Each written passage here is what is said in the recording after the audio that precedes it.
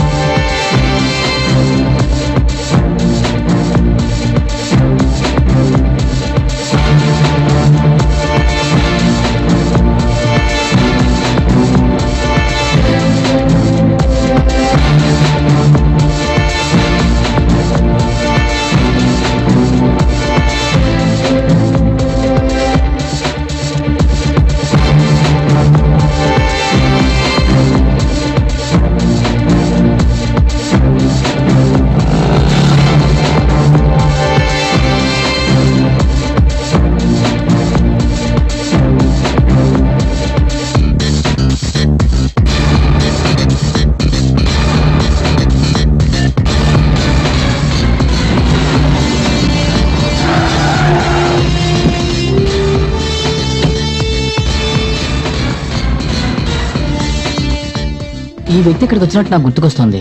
ఏం కొనడానికి వచ్చారు? అది నాకు తెలియదండి. ఇప్పుడు గుర్తుకొచ్చింది ఆయన ఏం కొన్నారో. ఏంటి ఆలోచించి చెప్తున్నారు? దానికి ఒక కారణం ఉంది sir. John Samuel real estate business లో నేను కూడా సరైన పార్ట్నర్ గా ఉండేవాడిని. విశాఖపట్నం పరిసర ప్రాంతాల్లో నేను చేసే రియల్ ఎస్టేట్ బిజినెస్ లో మోహన్ కుమార్ ఎప్పుడూ మాకు అడ్డుపడుతూ ఉండేవాడు. మోహన్ కుమార్ అడ్డు తొలగించుకోవడం కోసం మేము పనిన పన్నాగంలో రమ్య చనిపోయింది. ఒక సూసైడ్ నోట్ ను రాయించి దాని ద్వారా మోహన్ కుమార్ ని ఇరికించాలని నేను జాన్ సామ్యూల్ నిర్ణయించుకున్నాం. ఎస్పీ జేమ్స్ జోసెఫ్ ని, జాన్ శామ్యూల్ ని మేము అరెస్ట్ చేశాం. రమ్య ఆత్మహత్య గల కారణం ఏంటో మీరు కనిపెట్టారా? ఎస్, మీ ప్రశ్నలకు సమాధానం చెప్పడానికి మిస్టర్ శ్యామ్ ప్రసాద్ ఇక్కడికి రమ్మన్నాను.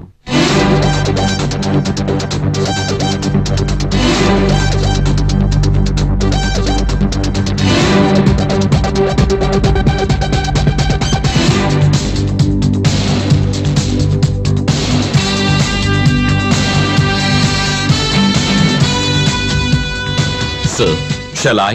Please. రమ్య ఆత్మహత్య కేసుకు సంబంధించి తలెత్తిన ఎన్నో ప్రశ్నలలో 2 ప్రశ్నలకు సమాధానం కోసమే మీరు ఎదురు చూస్తున్నారు. ఒకటి, ఆ సూసైడ్ నోటీస్ రమ్య రాయకపోతే మరి ఆ లెటర్ రాసింది ఎవరు అని. ఆ ప్రశ్నకు సమాధానం ఇప్పుడు మీకు తెలిసింది. రెండవది, రమ్య ఆత్మహత్య చేసుకోవడానికి కారణమేమిటి?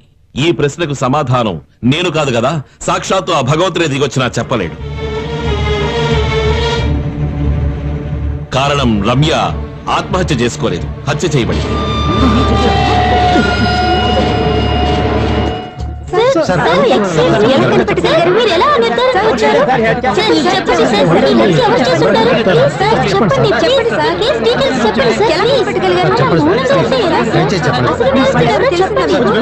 ప్లీజ్ కూర్చోండి, దయచేసి కూర్చోండి.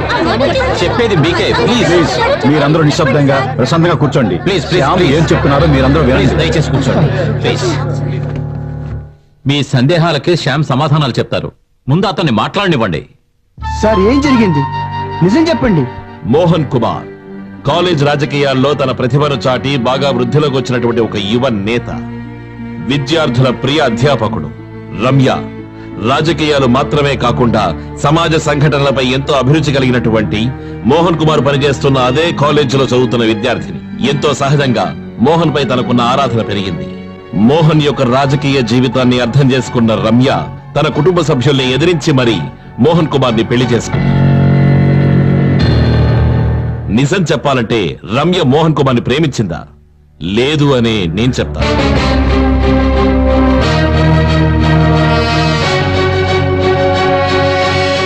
రమ్యకు మోహన్ కుమార్ పై ఉన్నది ఒక రకమైన ఫ్యాసినేషన్ మాత్రమే. భవిష్యత్తులో మోహన్ కుమార్ మంత్రి అయితే దాని మూలంగా కలిగే సౌకర్యాల మీద, సౌలభ్యం మీద ఉన్న మోహం మాత్రమే. అకస్మాత్తుగా అదృష్టం తన తలుపు తట్టి నిల్చున్నప్పుడు ఎన్నో సంవత్సరాలుగా ప్రేమించినటువంటి తన ప్రేమికుణ్ణి తిరస్కరించింది. ఎస్ మిస్టర్ మోహన్ కుమార్, మీకు పరిచయం కావడానికి ముందే రమ్య మరొక వ్యక్తిని ప్రేమించింది. మోహన్ కుమార్ ని పెళ్లి చేసుకున్న రమ్యని బ్లాక్మెయిల్ చేస్తున్నటువంటి వ్యక్తి మాజీ ప్రేమికుడు. వాడి అంతు ఎలాగైనా తేల్చాలని రమ్య నిర్ణయించుకుంది. ఏ విధంగా రమ్య వాడిని దూరం చేయాలనుకుంది, ఎందుకని రమ్యను వాడు చంపాలనుకున్నాడు అనే ప్రశ్నలకు సమాధానంతో వాడు ఇక్కడే మన మధ్యలోనే ఉన్నాడు. మిస్టర్ శ్యామ్, ఎవరది? The most brilliant criminal I have ever come across my career, Sumesh. No sir, నేను కాదు, నాకేం తెలీదు. నాట్ సురేష్, సుమేష్.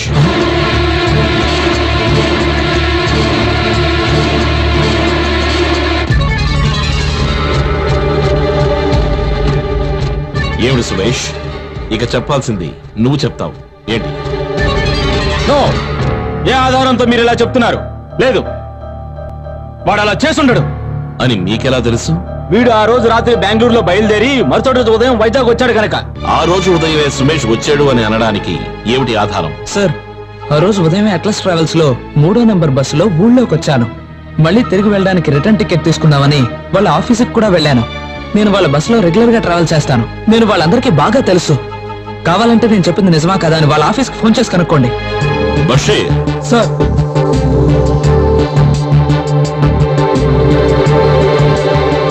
నీ పేరేంటి? వినోద్. నీకు సుమేష్ తెలుసా? తెలుసు సార్, నా రూమ్మేటే. ఇక్కడున్న ఇంకెవరికైనా సరే ఈ వినోద్ తో సంబంధ పరిచయాలు ఉన్నాయా?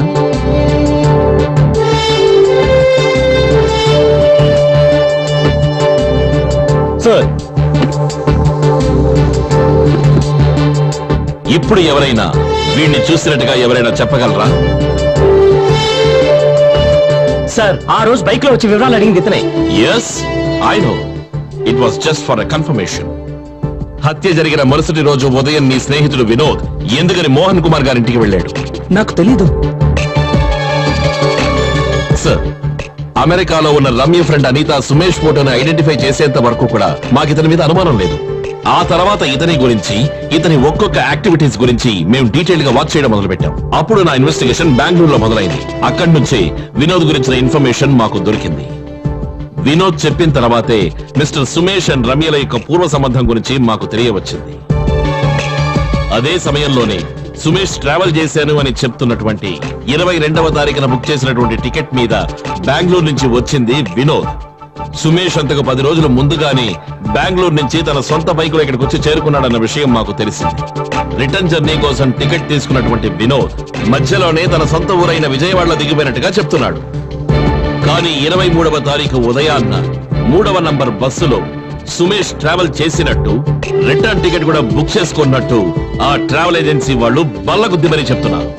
ఈ 2 స్టేట్మెంట్స్ ఉన్న తేడాని ఆధారం చేసుకుని మేము ఒక నిర్ణయానికి వచ్చాం. సరిగ్గా సంఘటన జరిగిన నాడు రాత్రి 12 గంటలకి సుమేష్ మోహన్ కుమార్ ఇంటి నుంచి బెంగళూరుకి బయలుదేరాడు. బెంగళూరు నుంచి బయలుదేరిన సుమేష్ వినోద్ కూడా తెలియకుండా వినోద్ వచ్చి దిగిన అదే బస్సులో ఎక్కి దిగాడు. తను ఆ బస్సులోనే వచ్చాడు అని అందరినీ నమ్మించడం కోసమే సుమేష్ ట్రావెల్ ఏజెన్సీకి వెళ్లి రిటర్న్ టికెట్ బుక్ చేశాడు. సుమేష్ వేసిన ప్లాన్ సరిగ్గా జరిగిందో లేదో అని తెలుసుకోవాలన్న ఉద్దేశంతోనే ఆ మరుసటి రోజు ఉదయాన్నే వినోద్ ని మోహన్ కుమార్ ఇంటికి బైక్ లో పంపించాడు. లేదు, ఇది పచ్చి అబద్ధం. ఇంకెవరినో కాపాడడం కోసం నా మీద లేనిపోని నిందలు వేస్తున్నాడు. అన్నయ్య, నేను నిరపరాధిని. వీళ్ళు ఏదో కుట్ర పన్నుతున్నారు. ఇంకా నువ్వు అంగీకరించడానికి సిద్ధంగా లేవు కదూ? ఒప్పుకోవాలా? నేను ఎందుకు ఒప్పుకోవాలి? నేను చెయ్యని నేరాన్ని నేను ఎందుకు ఒప్పుకోవాలని? So please, you have to excuse me now. Arvind, వాడిని ఎక్కడికి తీసుకెళ్తున్నారు? నాకు తెలియాలి. చూడండి, మీరు వారి చేత బలవంతంగా నేరం ఒప్పించాలని చూస్తే దానికి నేను ఒప్పుకోను. సార్, ఏం జరుగుతుంది సార్ ఇక్కడ? మీరు కూడా చూస్తూ ఊరుకున్నారేంటి? కమాన్ సుమేష్, నువ్వు ఎంత ప్రయత్నించినా ఇక తప్పించుకోలేవు. నువ్వే ఈ హత్య చేసావని మాకు బాగా తెలుసు. దీనికి కావాల్సిన సాక్ష్యాలన్నీ మా దగ్గర ఉన్నాయి. నో, మీ దగ్గర ఎటువంటి సాక్ష్యాలు లేవు. ఎందుకంటే ఏ నేరమో నేను చేయలేదు కనుక. You are psychic. నిజానికి రమ్య పైన నీకున్నది స్వచ్ఛమైన ప్రేమ కాదు, చెప్పలేనటువంటి ఒక విధమైన ఆవేశం. నువ్వు నిజంగానే ప్రేమించుంటే ఆమెను చంపేవాడి కాదు. అలాంటి అమాయకురాల్ని నీకెలా చంపాలనిపించిందిరా? అమాయకురాలా? దుర్మార్గురాలు. చంపేశాను, నేనే చంపేశాను. అది ఈ పబ్లిక్ ముందు ఒప్పుకుంటాను అనుకుంటున్నారా? నేనేమన్నా తెలివి తక్కువ అని అనుకున్నారా? ఇందాక నువ్వు చెప్పావు కదా ఏవో సాక్ష్యాలు నీ దగ్గర ఉన్నాయని. మీ దగ్గర ఎటువంటి సాక్ష్యాలు లేవని నాకు తెలుసు. ఎందుకంటే ఈ హత్య నేనే చేశానని మూడో కంటికి కూడా తెలియదు. నాకు మాత్రమే తెలుసు. నిన్ను చంపైన నిరూపిస్తారా? నిరూపించలేవు. మీ బాబు కూడా నిరూపించలేడు. శేఖర్, సార్ మీరు ఒప్పుకుంటే వీడి నుంచి నిజం రాబడతాను. నన్ను నువ్వు కొట్టినా చంపినా సరే, నన్ను నువ్వు ఏం చేసినా నా నోట్లోంచి నిజం రాబట్లేవు. కొట్రా, మీసం మగడవైతే కొట్టు. Relax sir just relax. మీకు వాడి ఉద్దేశం అర్థం కాలేదా? మనల్ని ప్రేరేపించి వాడి మీద చేయి చేసుకోవాలనేదే వాడి ప్లాన్. అప్పుడే వీడు బయట ఉన్న వాళ్ళందరితోనూ మనం వీడిని కొట్టి బలవంతంగా నేరం ఒప్పుకునేటట్టు చేసేవని చెప్తాడు. తెలివైన వాడే.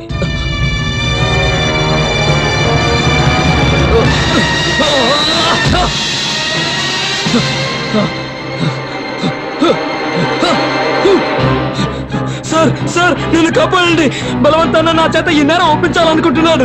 చూడండి, మీరందరూ చూస్తున్నారుగా, రక్తం వచ్చేట్టు నన్ను కొట్టి ఆ నేరాన్ని ఒప్పుకోమని చెప్తున్నాడు. అన్నయ్య నేను ఈ నేరం ఒప్పుకోకపోతే నన్ను చంపేస్తానని బెదిరిస్తున్నాడు. అన్నయ్య నువ్వే నన్ను ఎలాగైనా కాపాడాలి.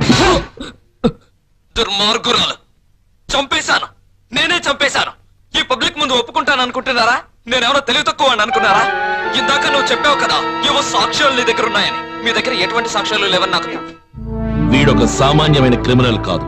తనే స్వయంగా ఒక హత్యా పద్ధతిని కనిపెట్టి దాన్ని అత్యద్భుతంగా ఎగ్జిక్యూట్ చేసినటువంటి ఒక perverted genius.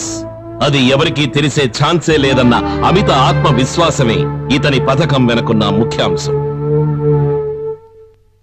I know how you did it. నమ్మలేకపోతున్నావు కదా?